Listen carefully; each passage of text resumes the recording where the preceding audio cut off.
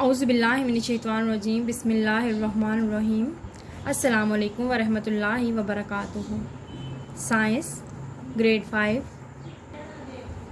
Page number 44 unit 6 kingdom Plantae. Students, in this unit we will read about kingdom of plants, flowering or non-flowering plants, structure of a dicot and a monocot seed. Identify the condition necessary for germination. Think back. Can plants be classified? Yes, of course.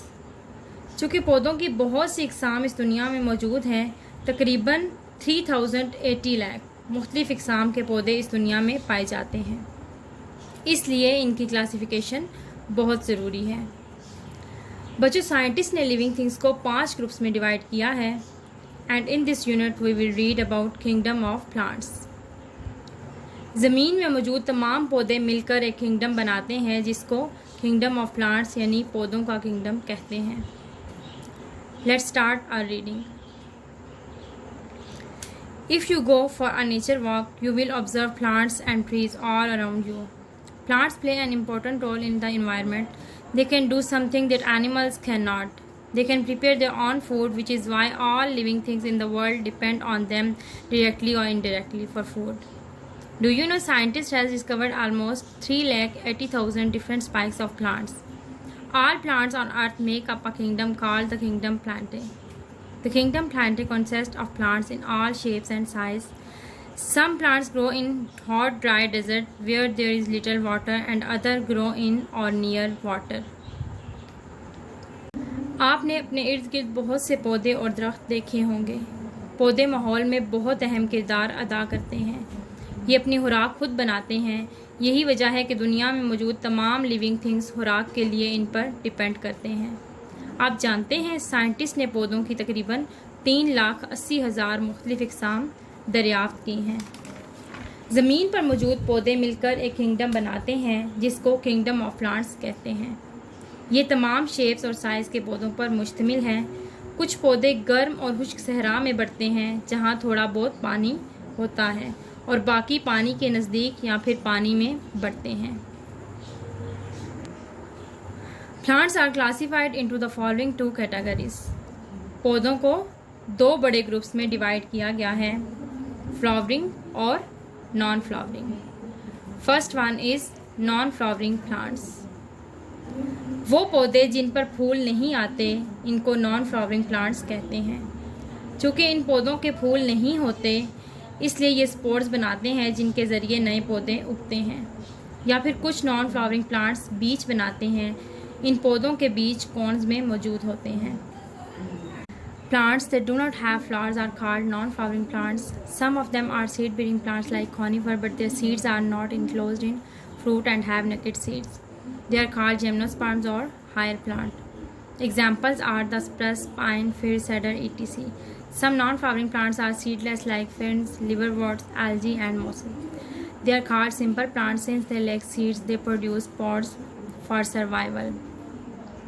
वो पौधे जो फूल नहीं रखते या इन पर फूल नहीं आते, इनको नॉन फ्लावरिंग प्लांट्स कहते हैं। इनमें से कुछ ऐसे होते हैं जिनके बीज होते हैं like conifer, but their seeds are not enclosed in fruit and have naked seeds. इनको जिम्नोस्पर्म्स कहते हैं।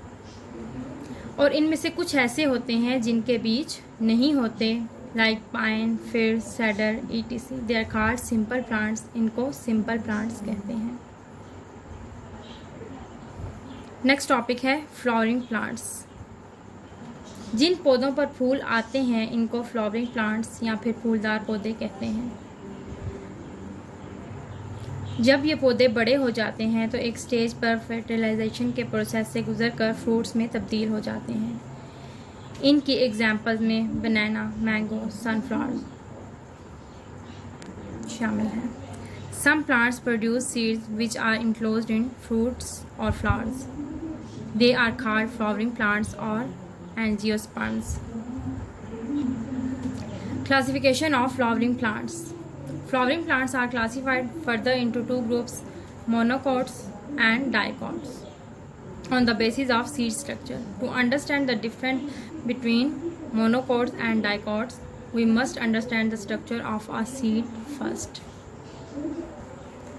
फ्लावरिंग प्लांट्स को दो ग्रुप्स में डिवाइड किया गया है, monocot and dicot, on the basis of seed structure. इसलिए इनके दरमियान डिफरेंस को जानने के लिए बहुत ज़रूरी है कि सबसे पहले हम सीड स्ट्रक्चर के बारे में जानें। Seed structure. A seed consist of 3 parts. बीज 3 हिस्सों पर मुश्तमिल होता है, seed coat, endosperms, embryo. First one is seed coat. It is an outer covering of the seed, also called testa. It provides protection for the tiny plant within it.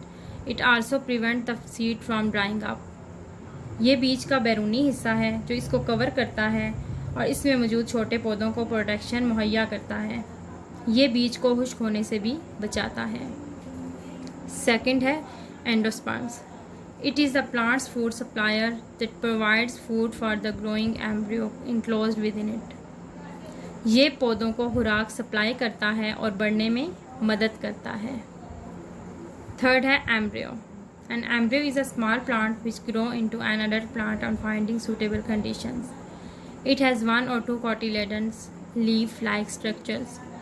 If it has 1 cotyledon, it is called a monocot, and if it has 2 cotyledons, it is called a dicot.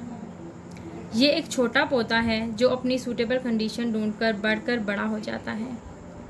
इसके 1 या 2 cotyledons यानी embryonic leaf होते हैं। अगर इसमें 1 leaf हो तो it is called monocot, और अगर इसमें 2 लीव्स हों तो it is called dicot. Monocots and dicots. As discussed above, monocots and dicots are further classification of flowering plants. Examples of monocots are sugarcane, wheat, rice, and maize, and those of dicots are roses, grams, and beans. Monocots. Seeds have only 1 seed leaf. It is called monocots. वो पौधे जिनके seeds के अंदर सिर्फ 1 cotyledon या embryonic leaf मौजूद होता है, इसको मोनोकोट कहते हैं. जब एक लीफ जर्मिनेट कर रहा होता है तो इसके 1 या 2 छोटे छोटे लीव्स बनते हैं जिनको कॉटिलेडन्स या एम्ब्रियोनिक लीफ कहते हैं. Dicots. And the seed having 2 seed leaves are called dicots. अब अगर हम बात करें डाइकॉट्स की तो ऐसे प्लांट्स को कहते हैं जिनके अंदर 2 कॉटिलेडन्स या एम्ब्रियोनिक लीफ मौजूद होते हैं, like roses, grams, beans. But how can we different between a monocot and a dicot? Let's find out by studying parts of both. Parts of a plant. First one is roots. Monocot के अंदर जो roots होती हैं इनको कहते हैं fibre roots, जबकि dicots के अंदर मौजूद रूट्स को कहते हैं टैप रूट्स. अब अगर हम बात करें टैप रूट्स की तो ये सेंट्रल रूट्स होती हैं. They help in absorption of water and inorganic nutrients anchoring the plant body to the ground and supporting it. They also store food and nutrients. Monocots have fibre roots while dicots have tap roots. पौधों के जिस्म को ज़मीन, पानी और गैर नामियाती ग़ज़ाई अज़्ज़ा को जज़्ब करने में मदद करते हैं. खाना और ग़ज़ाई अज़्ज़ा को भी महफूज करते हैं. मोनोकोट में रेशों की जड़ें होती हैं जबकि डाइकॉट्स में टैप रूट्स होती हैं. Seed structures. Often when the seed germinates or begin to grow, the cotyledons may become the first leaf of the seedling. A monocot has only 1 cotyledon in its seed. In a monocot seed, there is a structure called the endosperm that stores food for the embryo. In a monocot, cotyledons take food from the endosperms and provides it to the embryo. As discussed earlier, dicot have 2 cotyledons in their seeds. In a dicot seed, cotyledons store food for the embryo. Monocots में single cotyledon या embryonic leaf मौजूद होता है. इसमें एक structure होता है जिसको एंडोस्पर्म्स कहते हैं. ये फूड को स्टोर करता है फॉर एम्ब्रियो. जबकि डाइकॉट्स में 2 कॉटिलेडन्स या एम्ब्रियोनिक लीफ मौजूद होते हैं और इसमें कॉटिलेडन्स जो होते हैं वो फूड को स्टोर करते हैं for the embryo. The stem provides strength to a plant to stand in an upright position. The stem has a transport system in it called the vascular system. It consists of two tubes, xylem, whose function is to carry water, and phloem, which carries food around the plant. तना ये पौधों को ठीक position में खड़ा रहने के लिए स्ट्रेंथ मुहैया करता है। इसका एक ट्रांसपोर्ट सिस्टम होता है जिसको वेस्कुलर सिस्टम कहते हैं। टू ट्यूब्स पर मुश्तमिल है एक्सैलम और फ्लोएम, जो खुराक को पौधों के पास ले जाते हैं।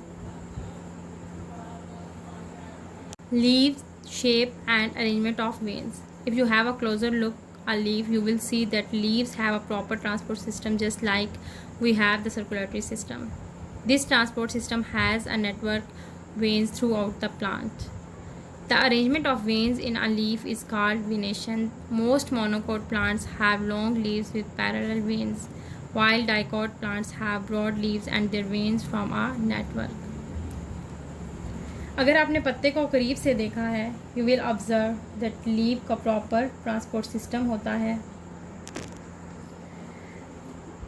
Just like we have the circulatory system. इसमें वेन्स का एक नेटवर्क होता है throughout the plants. Monocots में जो लीव्स होते हैं वो सिंगल और लंबे होते हैं। अगर हम लीफ के स्ट्रक्चर की बात करें तो जो वेन्स होती हैं, धागा नुमा स्ट्रक्चर जो नज़र आ रहा होता है, इनको पैरेलल वेन्स कहते हैं। डाइकोट्स, इसके लीव्स के अंदर नेट की तरह यानी जाल नुमा वेन्स पाई जाती हैं।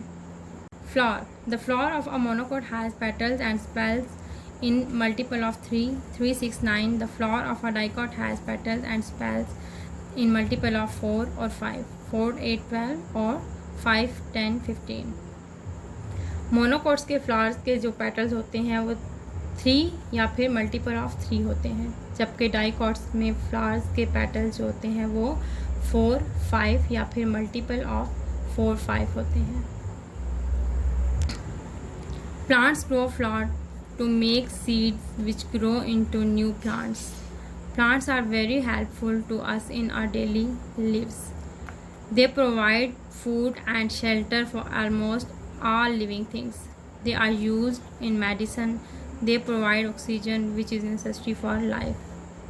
जर्मिनेशन बढ़ने का वो अमल है जिसमें एक छोटा बीज नशोनुमा पाता है और बड़ा पौधा बन जाता है। कंडीशन नेसेसिटी फॉर जर्मिनेशन, एक बीज को जर्मिनेशन के अमल से गुजरने के लिए मुनासिब कंडीशन की ज़रूरत होती है, और अगर इसको मुनासिब माहौल ना मिले तो जर्मिनेशन का अमल मुतासिर होता है। Germination is affected by temperature. अगर मुनासिब टेम्परेचर ना हो, यानी बहुत ज़्यादा गर्म या बहुत ज़्यादा ठंडा टेम्परेचर जर्मिनेशन के अमल को मुतासिर करता है। न्यूट्रेंट्स, ज़मीन में जो मिनरल्स होते हैं। लाइट, सनलाइट यानी सूरज की बहुत तेज़ रोशनी या फिर तेज़ हवा, ये भी जर्मिनेशन के अमल को अफेक्ट करती है। पोल्यूशन, आलूदगी। सबस्ट्रेट, वो जगह वो ज़मीन जहाँ पर जर्मिनेशन का अमल होता है। वाटर, पानी। उम्मीद है कि आपको इस चैप्टर की अच्छे से समझ आ गई होगी। अब हम इसकी एक्सरसाइज करते हैं। Work it out. Complete the following chart by giving examples of each group. Plants, flowering plants, non flowering plants. Flowering plants यानी वो पौधे जिन पर फूल आते हैं, उनको फ्लावरिंग प्लांट्स कहते हैं। इनको दो ग्रुप्स में डिवाइड किया गया है, मोनोकोट, डाइकोट। मोनोकोट जिसमें 1 कॉटिलेडन होता है, लाइक राइस, मेज। डाइकोट इसमें 2 कॉटिलेडन्स या फिर एम्ब्रियोनिक लीफ मौजूद होते हैं, रोजेस, ग्राम्स। नेक्स्ट है नॉन फ्लावरिंग प्लांट्स, जिन पर फूल नहीं आते। इसको भी 2 ग्रुप्स में डिवाइड किया गया है। जिम्नोस्पर्म्स वो जिनमें बीज होते हैं, लाइक फिर, सैडर। सिंपल प्लांट्स वो पौधे जिनके बीज नहीं होते, ferns, algae. Exercise answer the following question. बच्चे क्वेश्चन आंसर्स के आपको नोट्स मिल जाएंगे. Complete the T table to describe the characteristic of a monocot and dicot. Monocot and dicot. सबसे पहले है सीड. मोनोकोट में 1 कॉटिलेडन या एम्ब्रियोनिक लीफ होता है. डाइकोट में 2 कॉटिलेडन या फिर एम्ब्रियोनिक लीफ मौजूद होते हैं. लीफ. मोनोकोट में लॉन्ग लीफ होते हैं जबकि डाइकोट में ब्रॉड लीफ. वेन्स. इसमें पैरेलल वेन्स होती हैं जबकि इसमें वेन्स का एक नेटवर्क होता है, जालनुमा. फ्लावर. मोनोकोट में 3 और मल्टीपल ऑफ 3 पेटल्स फ्लावर होता है जबकि डाइकोट में 4 और 5 या फिर multiple of 4, 5 petals. Choose and write the correct option. The outer covering of a seed which provides protection to a tiny plant is called the seed coat. The dash grows as the first leaf of the seedling when the seed germinates. Cotyledon. On the basis of seed structure, flowering plants can be divided into dash groups. 3 groups. Plant roots arise from the vertical. Match column A with column B. Column A, column B. If a flower has 15 sepals, it means it is a dicot. If a flower has 18 sepals, it means it is a monocot. The roots of a monocot are fiber roots. Dicots have tap roots. Thank you very much.